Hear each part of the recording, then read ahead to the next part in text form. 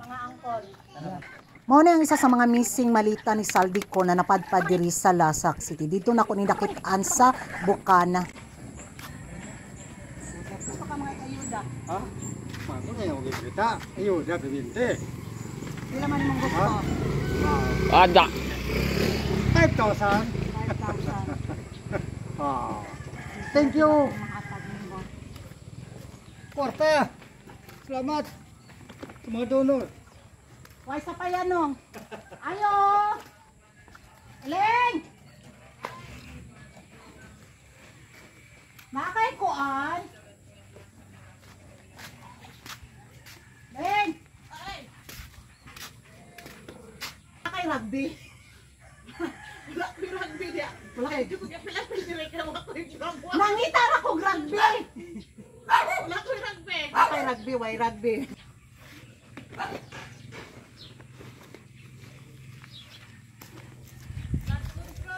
Flood control, mangita ra pa ni rugby!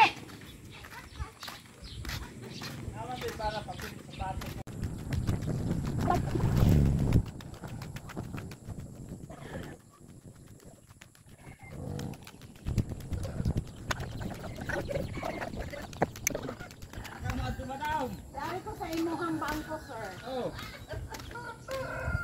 Ayo! Madam! Nakay rugby? Unsa may kuhanin nyo dahil papilit sa sapatos? Unsa man na siya? Ano na ala? Stick glove. Mugahit yun siya, madam? Pila ni? 45 na. 45. Ang tao ha?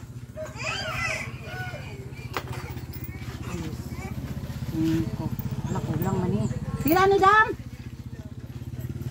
Dam pila ang glow? 45. Kulang man na itong kurta.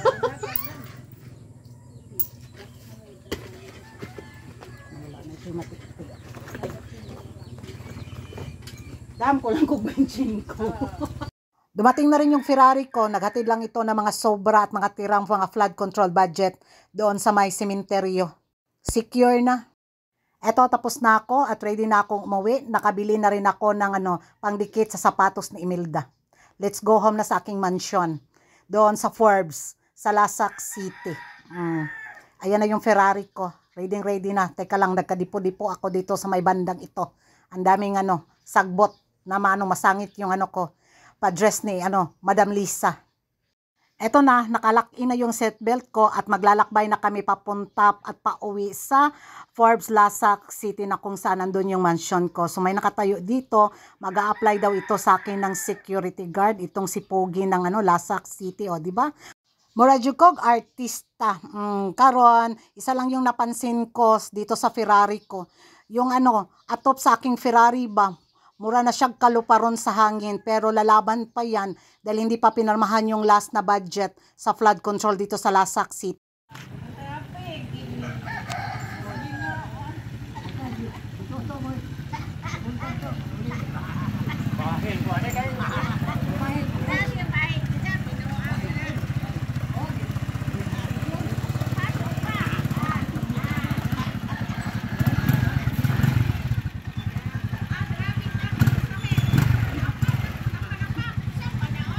Nagpalit na kong rugby tape. Wala. Ang sapatos ni Imelda natangtang.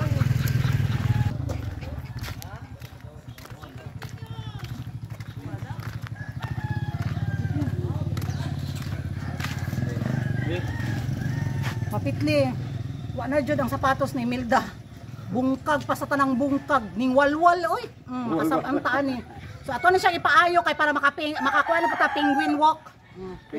Ito yung mga alalay ko sa flood control dito sa Lasak City, pero wag kayong mag-alala, hindi sila kasama sa budget. Yung papilang nila dito is, ilaradyo yung papitlan ang sapatos ni Imelda para makapag-penguin walk na naman ako. Sayang kasi yung balita ni Saldico na napadpad dito sa Lasak City, di ba?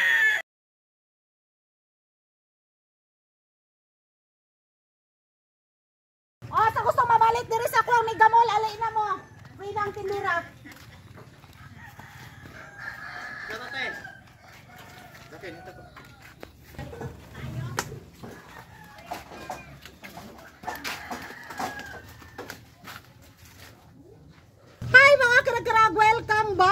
Vlog, isang magandang umaga sa inyong lahat.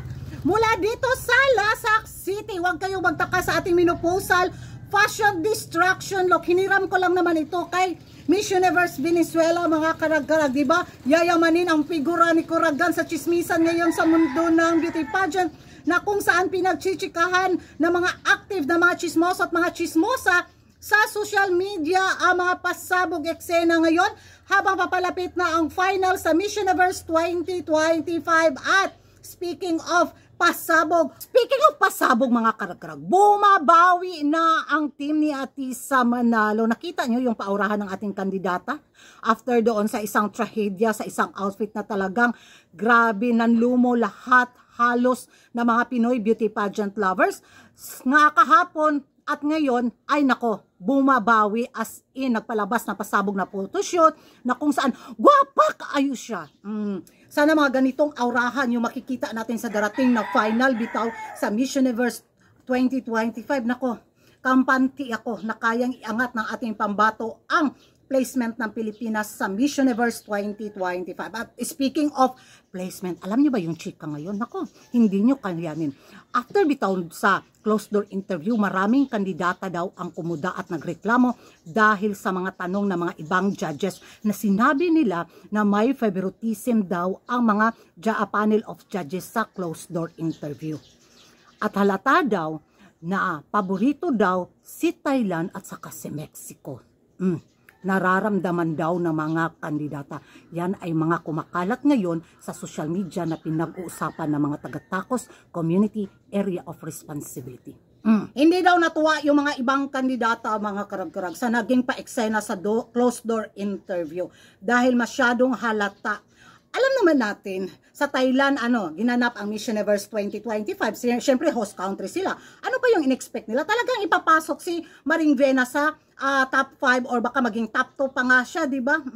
Tapos, after sa kontrobersiya ni Angkol at ni Paring Raul at saka ni Inday Fatima, so expected na talaga na aangat talaga ang placement ng Mexico sa darating na final sa Miss Universe 2025. At base nga sa mga sirkulasyon ng chismisan galore, sa area of Tacos of Responsibility, talagang gustong-gusto nilang si Inday Fatima yung manalong Miss Universe 2025. Maging si Maring Osmelso sa mga gusto niya talaga din si Mexico na magwagi sa corona. Si Anding, halos bitaw na mga kilalang personalidad sa mga taga-Tacos Area of Responsibility.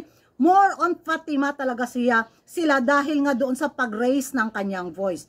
Kaya doon sa mga kandidata na ramdam nila na maligwak ganon talaga sila at hindi sila makapasok sa placement, nako, business is business. Secured na yung top 30 sa closed doors interview, magrampahan na lang sila sa preliminary para doon kukunin yung mga ibang scores para sa top 10, di ba? Ay, pastilan. Alam niyo mga karag-karag, kawawa din yung mga ibang kandidata, di ba, kung tutuusin. Kasi pag talaga, mga powerhouse country lang talaga yung laging na pag-ingay, laging nasa hot picks, laging top favorite, laging sa prediction, nangunguna, tapos sa final, yun din yung magwagi, di ba? Kawawa din yung mga ibang bansa, bitaw na hindi masyado sa pageantry.